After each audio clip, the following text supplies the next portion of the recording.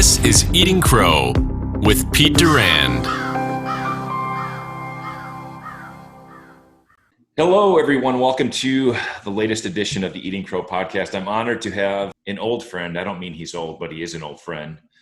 Gary Miller out of the great city of Chicago. Welcome, Gary. It's great to have you. Thank you. We've known each other since, I want to say, 96 or 95. It's been a long time. Whenever you left Eaton to go to that software company in California. Object Automation. Yep.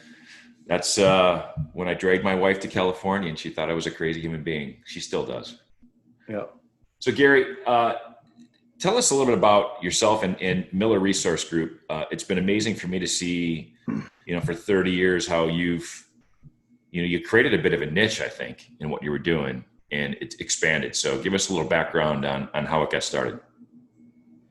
Well, it's funny that, the topic of eating crow, I absolutely stumbled into this. They say, find something you love and you'll find your passion, whatever. Sure. I had no clue when I was coming out of college what I was going to do. It took me 5 years because I kept dropping accounting. I just couldn't. I still have nightmares about like my accounting finals coming and I forgot to drop the class, right? So about a month or two before graduating, I still had not any idea what I was going to do. I majored in business.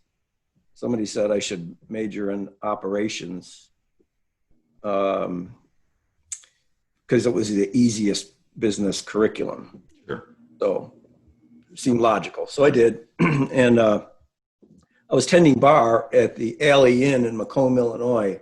Had 6 bar stools.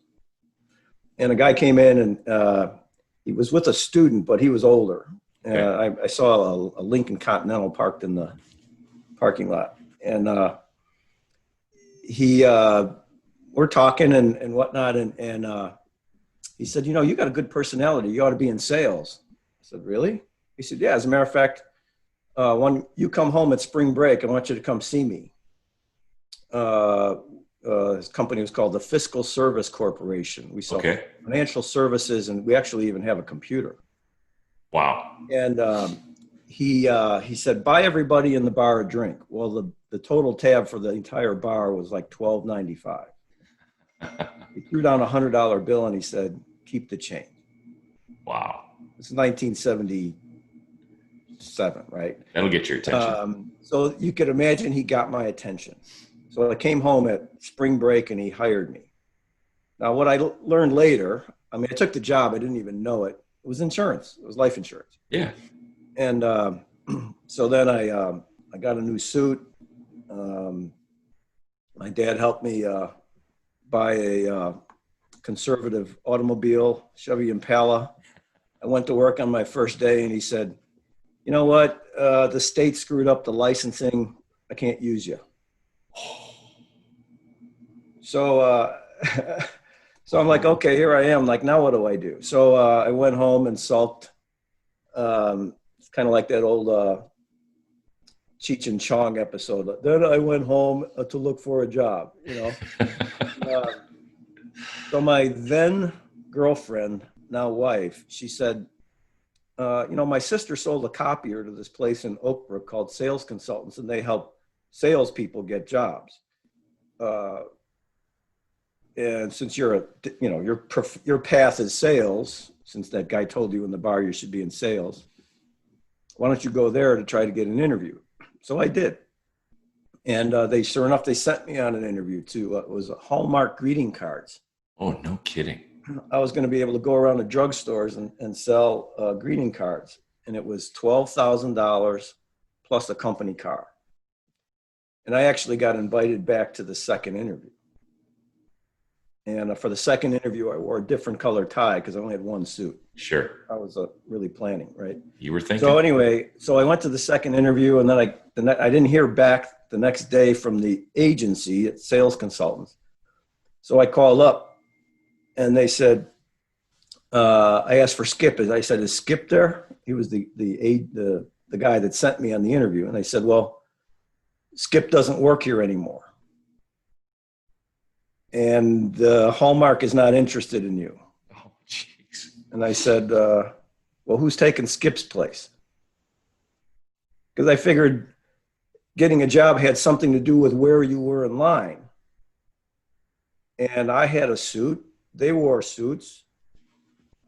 I was qualified. So the owner of the company said, I went in and interviewed. They passed me around. Here, sell me a stapler. Sure. There was an assistant manager. There was about 8 guys in the office. It was a smoking only office.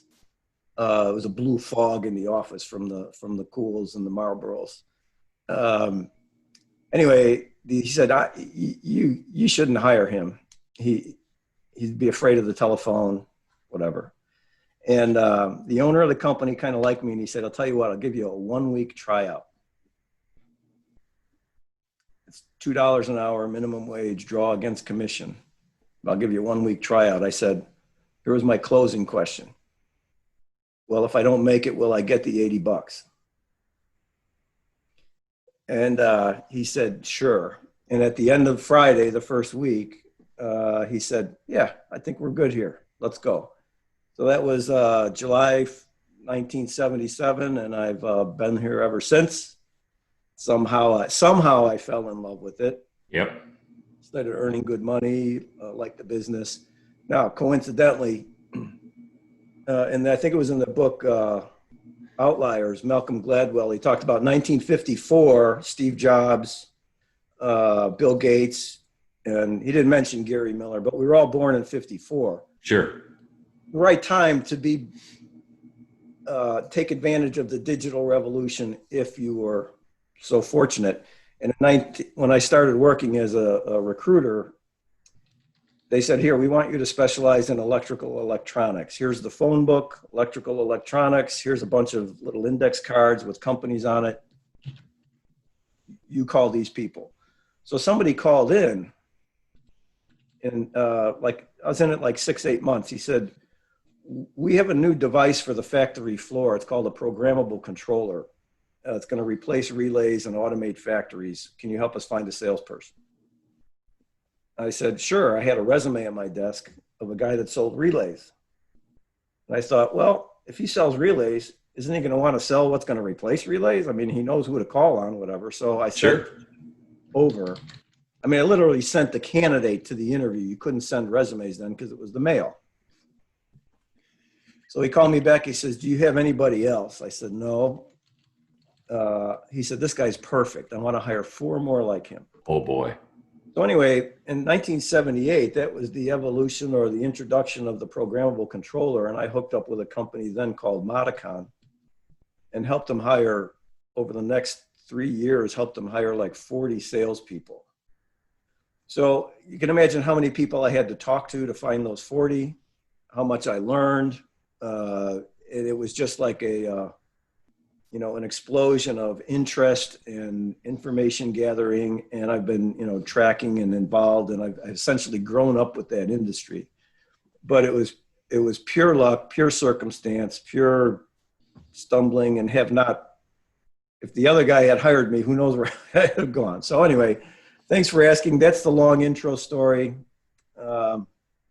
So that actually is one of the best intro stories I've heard in the podcast.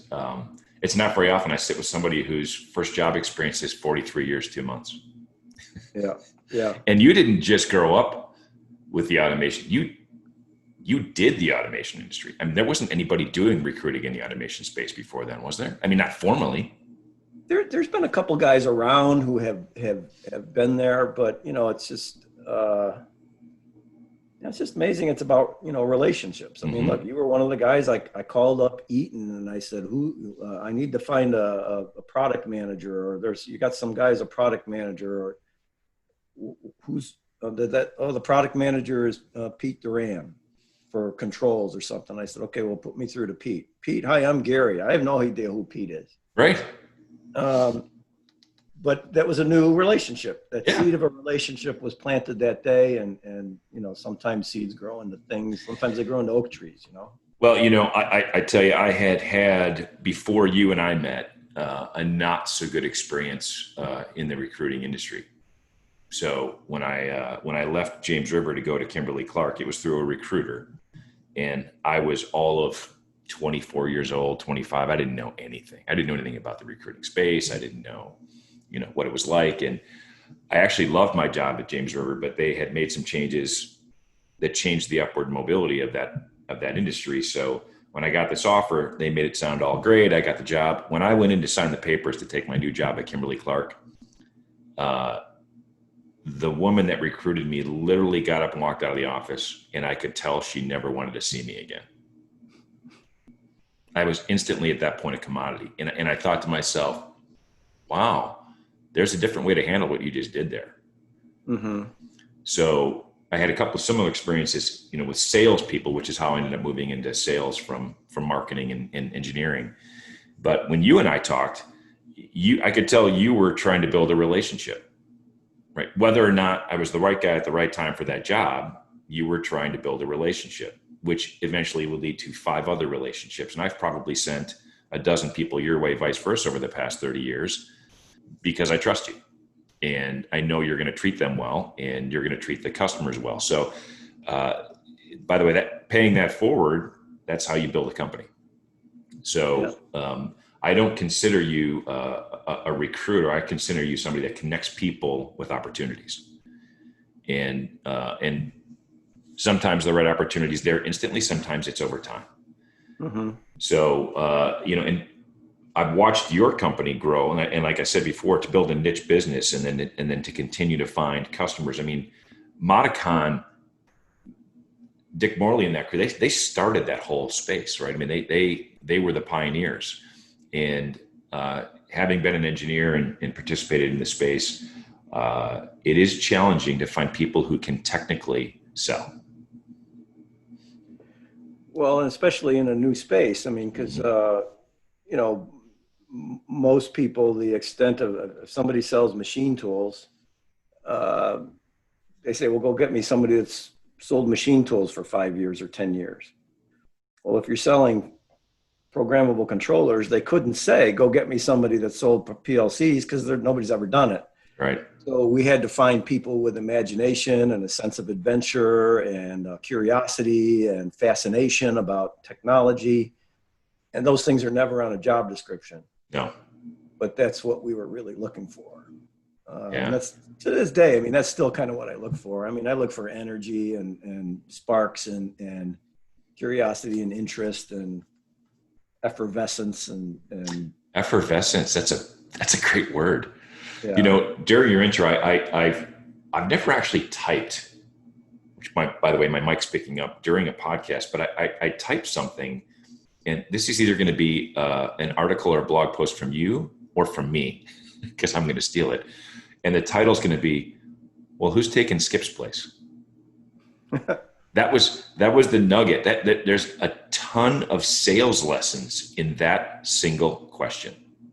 Mm-hmm. Right. And I've heard it worded other ways, but you said it so authentically, because, I don't think you were really reflected on. That was the question. That's what teed your whole career up, by asking who's taking Skip's place. So there's a whole training module on that right there. Yeah. Well, what's funny too is, entrepreneurism and, start your own company, and you got to follow a leader with vision and all, you got to have this great vision. And I always talk about the comment, your strength is a weakness and vice versa. Yep. I was in the company 6 or 7 years, and the owner wasn't super healthy. That smoking only culture, kind of got to him. I think he had emphysema.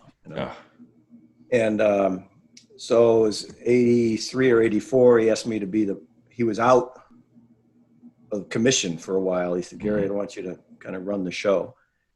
And I had no experience managing, whatever. I said, hey, everybody, let's do something good here for Don. Rallied the troops. We did pretty good. And we came back. He says, well, I'd like to make you the manager. Okay, that's cool. And then several months later, he said, I think I'd like to have you buy the company. And so we negotiated over a period of time and learned a ton of lessons about negotiation and whatnot. Had some great mentorship at the time. But the primary reason I wanted to buy the company, because it was the easiest thing for me to do to continue my career. So on Friday, I was an employee. On Monday, I was an owner. I didn't have to like look for a job. I didn't have to write a resume. Sure. I could just keep doing what I'm doing. And it was kind of out of laziness and fear of the unknown. Yeah. Was the driver. So it wasn't because I had this great vision for the company. It's just a sales guy, keep selling. Well, it's a different type of crow when you realize I like what I'm doing. I really don't want to change. So maybe and for salespeople love the challenge, right? They love the challenge of the sale. But taking the leap to buy your own company is a pretty big jump. It's also nice when you have somebody who wants to work with you and negotiate it the right way and potentially help you bridge the gap between, as an employee and ownership. So what year was that? When did you buy the company? It was January of '86. Got it. So when I remember coming home, it was January 31st, I think, '86. We had our second child on the 26th. My wife was home with a newborn. And I came home and I said, well, today's the day. She goes, what? I said, today's the day. I signed the papers and we buy the company. She's like, oh, yeah. she was so occupied with other things. So, yeah. And then again, I could write the number of lessons learned. And there was a group I used to call it, they used to call it Hot Stove. Mm-hmm. But I even remember that. I was like 3 years old. There was a hot iron on the kitchen table. My mother said, don't touch that. She walked out of the kitchen and I went up there and put my hand on. Yep. So how many lessons have I learned? And yeah, it's just been it seems like one mistake after another or one bad decision after another. Not repeated. That's the key, right? You got to be comfortable making a mistake and just not doing it twice. So, yeah. I think your son works with you now as well, correct? Correct. Yeah. 10 years now. And he's the succession plan. That's fantastic. And how many employees do you have now, Gary? 20. That's a good size recruiting firm. Yeah. Yeah. And, again, just, talk about mistakes and whatnot. I mean, I just had somebody resign yesterday, a young prospect that I was very, very, very high on, and mm-hmm. a big company offered her a job that I had been interviewing her before. She had only been with me a short time, but that's probably one of the things that back then, if I have the statistic, like the MLB or NFL, they keep all the statistics. In leadership, there should be a stat for disappointments. Yep. And if you don't have a lot of disappointments, you're probably not growing or evolving or learning, because it's a lot. And I'm surprised at how many sleepless nights I've had over, emotional issues and yep. employee decisions and conflicts. But still, the joy of seeing somebody blossom on your watch and build a career and impact companies, that joy just, it's like a tenfold amplifier. You can't have the highs without the lows. Yeah, well, they kind of define each other. They do. There's Eastern philosophy there. There is. So when you think about, whether it's your son or, this key employee that you had a lot of hopes for that leave, when you look at that and you say to yourself, how did I approach that? What could I do differently? What are some nuggets that you've learned along the way that, where you said, geez, maybe I need to rethink that policy or process or personnel approach? Any examples or nuggets you want to share from that? To me, that's the ultimate plate of crow, is when I think I've got a plan, right? I've got a plan for my team. I got a plan for one of my kids. I got a plan for how I want to communicate with my wife, and my wife is the first person to say to me, honey, do not speak to me like one of your employees or teammates. And because I can catch myself, especially now that I'm working from home, I'll walk out of here into there and I might be in task meeting mode. And the way I say something to her, she's like, nah, that's not going to work. So I got to step back and rethink, my approach. Any Yeah. nuggets there? Well, I know my wife, when she did our vows, she says, yeah, love, honor, the obey part. No, it was keep you humble and keep you from getting too puffy chested. Yep. But yeah, she should get paid the big bucks for trying to keep my head screwed on straight. Boy, it's funny. Like, so let's say you hire somebody and they turn out to be not a great fit. Mm-hmm. So you say, well, I'm not going to hire anybody like that again. And then 3 years later, you're in the same position. How did that happen? Sure. And the thing about hiring in general, I mean, again, ours is just a personal professional service business. There's no manufacturing. There's no cost of goods sold. I don't have inventory problems, shipping problems. We have a Reg A copier. It's always jamming, but that's the only other like technical problem that we have. But it's people. It's people issues and people challenges. And I've watched for 40 years, they've tried to make hiring a digital science, yes, no, check the box, does this person have the skills? Yes or no, or give it a 1 to 5 scale. Well, yep. Who's deciding and where do they come from and what's their history and what's their lenses look like? So hiring is absolutely an analog business. It's a gut check. It's a gut thing every time, no matter how much data you can collect. Yep. And how great the resume looks. It's just always a crapshoot. You hit on a couple points that are actually in the description of this podcast, which is, and this is something you just described that I've learned through some hard lessons. Every single person approaches every single situation from a completely different perspective than the other person. It may not be intentional, right? And I think if you look at where our world is today, we've lost the ability to have a conversation about a topic we don't necessarily agree on. We're polarized, right? You're right, I'm wrong, vice versa. And we can't hear each other. We can't understand it because there are good people and bad people. And I've said this before, on each side of an issue. So it's so hard to define a clear right and wrong. And when in interviewing, you've described that we use Google Hire, right? That's our company. We have a process. We have a recruiter, full-time recruiter that internally sources candidates.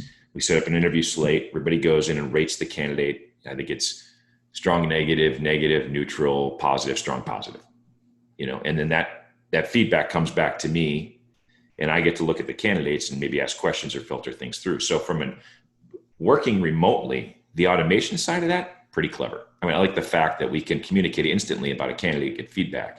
Mm-hmm. But I know the 3 or 4 people interviewing that person, the questions they're asking, the perception of what's important in that role are all very, very different. Mm-hmm. So ultimately, to me, it's the hiring manager's gut feel. And I tell them that I'll back your play. You have got to get a gut feel that culturally, this person's going to fit in the organization. And you said earlier, we're still primarily, I'm focused in sales and marketing and account support. I want hungry, daring, energetic people who have high emotional IQ, right? They can communicate to people and understand how to think on their feet. But a lot of the people interviewing them don't have those same skill sets. Mm-hmm. Right. So whenever our technical people's on the interview, they are going to approach it completely different. And sure. I couldn't stand that person. Why? Well, for the very reasons I like them. So it's hard to make sure people are comfortable when you do make a decision that you've heard their input and can explain to them, yeah, I understand you may not like this person's skill set for this reason, but the rest of the group liked him for this reason. And this is why we're going to go forward. Yeah. Well, when 2 people meet, there's always 4 possible outcomes. Yeah. Neither one likes the other one likes the other one, vice versa, or they both like each other. Mm-hmm.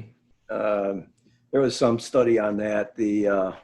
I'll try to summarize it. It was a dating service. And it was like, you had like, say 50 interviews, 50 dates in 2 minutes each. You were like in a big room and you sat around, whatever. And they had tracked people what preferences, like sports, like walks on the beach. I'm a Scorpio, whatever it is, Mm-hmm. And so they had these preferences, and the 50 people all met the 50 people in these 2-minute interviews. And then you were able to, it's like a dating service, but it was an online event. And they had, or some kind of an event where they had to follow up with who they wanted to then date, whatever.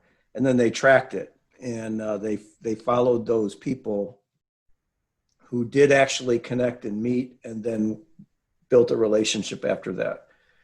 And the ones that connected and met, their profiles were nothing like what they said they wanted. This person liked sports, this guy liked to, or this woman liked to read, or this woman was a mountain climber and this guy was a computer geek. They somehow, there was some other chemistry that made them met, that made them connect. So thinking that, I love those little daily motivational calendars and Zen calendars and whatnot. Sure. The one yesterday said, thinking that is a disease. That's great. Yeah, So, that's great. and also to your other point about the noise around debate and differences or whatnot, Thomas Jefferson said, debate the idea, not the person. Yes. And that's what seems to be the lost art. Boy, if we could just remember that nugget, it would change the conversation in a lot of ways. Yeah. I mean, it doesn't mean, we can't hold on to our values and our beliefs. It just means we have to understand where the other person is coming from, which is really difficult. Yeah. And you're right, their upbringing, who they were raised by, where they were raised, who they were around, what was going on in the world at that time, that creates their lens. And, you could be raised in a much, much different set of circumstances. So, Gary, where do you see, you mentioned that people keep pushing recruiting towards digital. Now that we are truly, in a sense, in a very virtual digital world, how have you guys have adapted to handling the interview process with your candidates and your customers? What is that? How does this come into play, and how do you manage it? Well, this is now part of almost every interview process. Yep. It's funny. We were one of about 1993, we bought, it cost like $6,000. It was a camera sat on top of a TV, sat on top of a big black console that had a big unit in it. It was called ConferView, the first video conferencing unit. And this was going to change the world because you didn't have to fly to Los Angeles. You could just come to our office. The employer could go to the office in Los Angeles and they could meet by video. That was 1993, 27 years ago is when that was introduced. And up until this year, video interviewing was still like a fraction of. Absolutely. And now by necessity, it's mainstream. So, and people are comfortable with it. That's a big part of it. People are comfortable with it. I mean, they're comfortable with the technical stuff. People were nervous about video stuff. And by the way, kudos to Zoom and GoToMeeting and Microsoft Teams and Google Hangouts. The level of innovation and quality that they've done over the past 6 months is incredible. I think my first week, the middle of March, when we all decided to stay home and you got 30 people trying to communicate, and normally we did that in a stand-up meeting, the quality and reliability of this tool and the ease of use has accelerated more in the last 6 months than it did in 20 years. Yeah, it's phenomenal. Without a doubt. And I think people have relaxed and recognized you can make a connection this way. It's different, it's two-dimensional.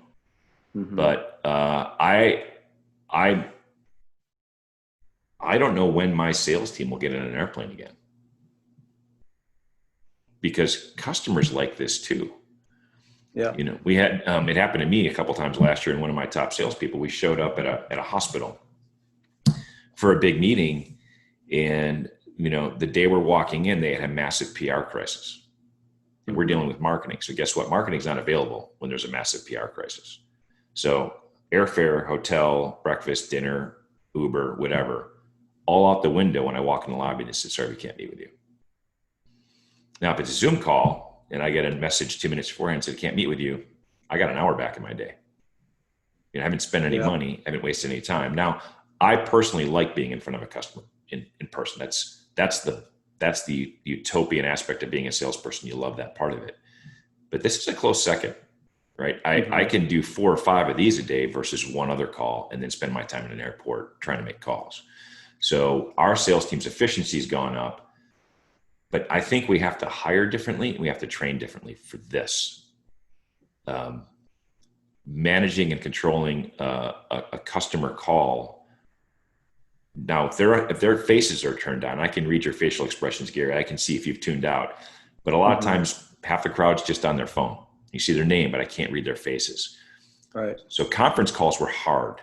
Video calls are easier because I can tell if I'm losing somebody. And then we use visuals only as a navigational tool, right? You have to your point, you got to think on your feet. You have to ask who's taking Skip's place, right? Right. So it's good to see that you guys have been able to, well, you were 27 years ahead of the world. Everybody's kind of catching up to you. Well, it's also been great for onboarding and training. Yeah. You bring a new person into an office of 20 people, there's a new person. And how long does it take for them to get around to everybody's cube and have a little chat in the coffee room or whatever and get to know the crowd, get to know the culture, the team, the players, the personalities. New people introduced to weekly, bi-weekly Zoom meetings, seeing the whole offices, see the banter, the personalities. Sure. Their onboarding and adaptation to the culture, their understanding of the culture was accelerated tremendously. You're the first person I've talked to that saw that aspect of it. Most people I've talked to in the recruiting side are concerned about this, but I hadn't thought about it that way. I know that when we hire somebody and we're in a big office, you're right. I might bump into that person twice in 3 months. Mm-hmm. But in this environment, you're right. They're seeing everybody instantly. And it is fun watching people. We've done a couple offsite events where we're co-sponsored with a brewery to raise money for Hops for Children's Flight for Hope. It helps kids who need to get care in Boston or Chicago, get their family phone up there and get the kids care and pay for hotels and airfare and all those things. So we do events at this local brewery for anybody that's local that wants to show up. And it is funny seeing people for the first time in 4 months. And then a new hire who's like, oh, only I've ever seen you on Zoom. I didn't realize you were this tall. I didn't realize you were this short either. So that can happen. Yeah.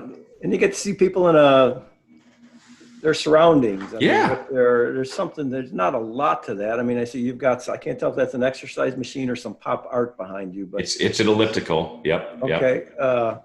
But you get a glimpse of people in their homes. And I mean, how many meetings do we have where kids are crawling all over the desk and interrupting? And it's just, I think we have, in our 20 employees, we have 16 or 18 children under, school age or less. Wow.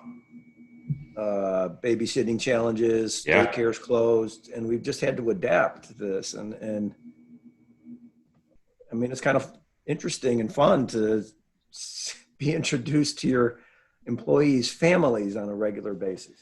Or pets have been a big one with our team. Have a lot of dogs. Sure.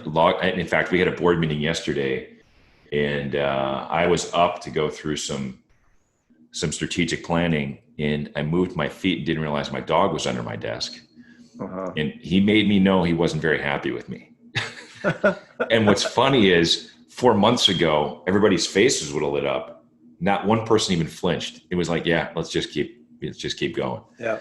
So I actually think my one-on-ones with my team are almost more connecting this way, because it's just the two of us. There's nothing else going around. There's nobody else in the building.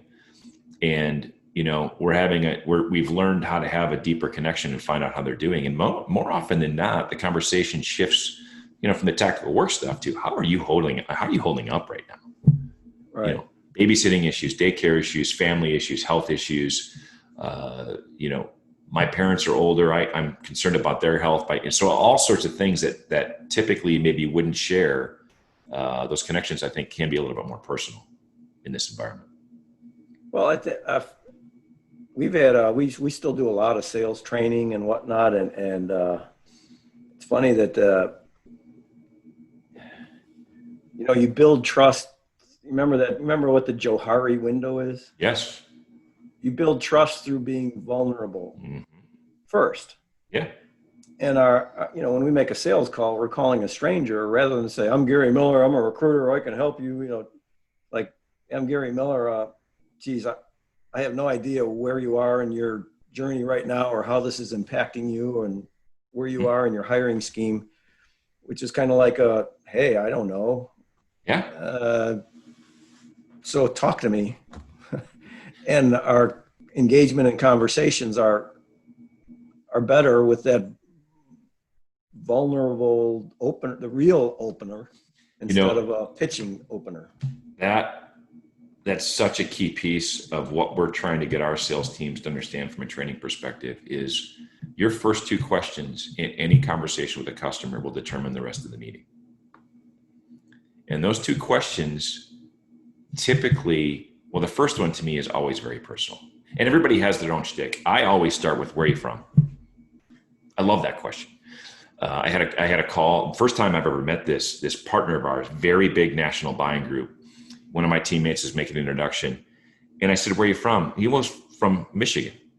And we talked about me living in Ann Arbor and him living in Birmingham, and talked about our favorite places and people we knew. We ended up knowing 3 or 4 of the same people. And instantly, in 5 or 6 minutes, we formed a personal connection. Sure. So that trust developed because he could relate to me and I could relate to him. And I didn't jump right into how many widgets we're going to buy. Right. The next question was, how can we help you? Like, what is it that is troubling you about what you're trying to accomplish in this particular space that we could help or do better? That's a very interesting question to ask a customer, because they're going to give you 1 or 2 responses. Nothing else matters after that. Your slide deck, you could probably throw it out the window and just focus on those 2 or 3 things and how you solve that problem. And if we're not capable of thinking on our feet to have that discussion, we're not trained properly. We're not doing our job. And also we're not confident. I believe 100% in what we do as a company. I really believe that what we do helps customers. So I can speak with confidence about what we can do. I can also speak with confidence about what we can't do. Chad, that's not an area we've tapped into yet. We just don't have a solution. But guess what? We just got done with a partner meeting with a company that does a really good job at that. I'll make an introduction. So I see and have witnessed in my own company and other companies I've worked with, man, I had a sales guy when I started my startup, Rival Health, the fitness startup. We finally got a meeting with British Petroleum, BP. I mean, thousands, hundreds of thousands of employees, one of the biggest customers we could ever go into. And I teed up those 2 questions at the beginning. The woman told me her responses, but the guy that was leading the sale for me, it was his account, his deal. And I said, this is your baby. You're going to run with this. He completely ignored everything she said for the first 10 minutes, and he had to get through the pitch deck. I mean, he almost violently got through the pitch deck. And this is before Zoom calls, right? We were on a phone call. We couldn't even see her. And I can just imagine her eyes rolling into the back of her head. And by the end of the call, I knew we'd lost. I knew we had lost the customer because we didn't tailor any of our discussion to what her actual needs were. Mm-hmm. So I'm when you talk about that personal connection, establishing trust, and your first question, which is, how are you guys adapting? How are you doing? Right? That answer tells you everything you need to know. And it's a lost art form. So do you guys do that type of sales training too, Gary? I mean, what type of sales training do you guys offer? Well, I'm again, another weakness is a strength type thing is maybe it's just, I always feel like I'm not good enough and I got to learn more. Sure. So I digest books. Here's one of the biggest. I was an avid listener. I listened to a couple books a month, 35-minute commute each way. Yep. And I've been digesting books, leadership, philosophy, business, whatever, for 30 years. Mm-hmm. And I don't commute.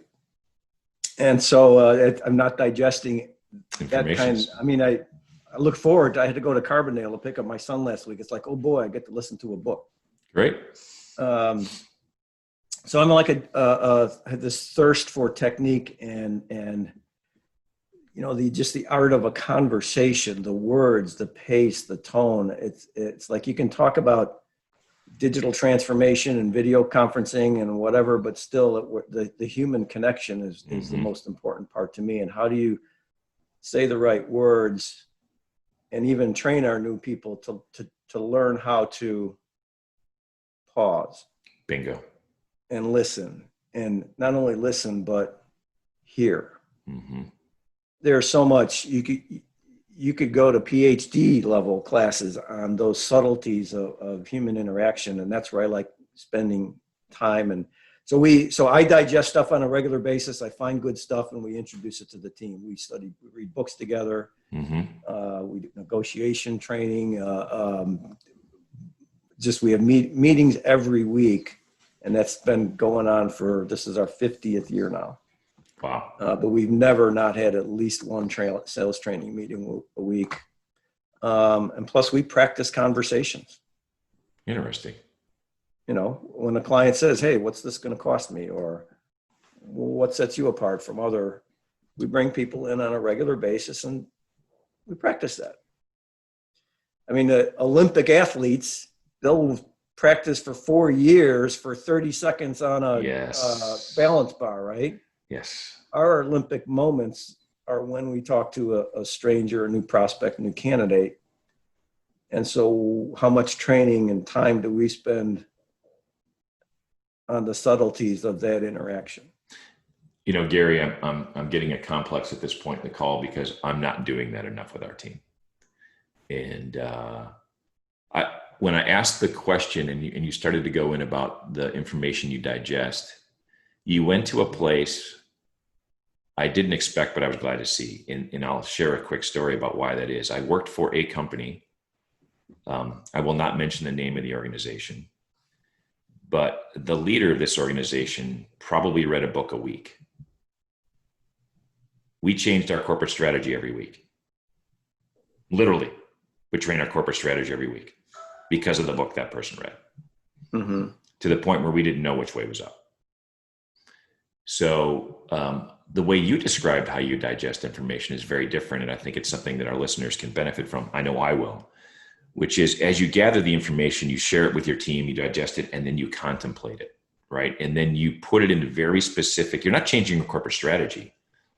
You're changing the way and improving the way you do the things you do, your Olympic moments, right? You said your Olympic moment is when you have that conversation with a potential client about either price or value or differentiator.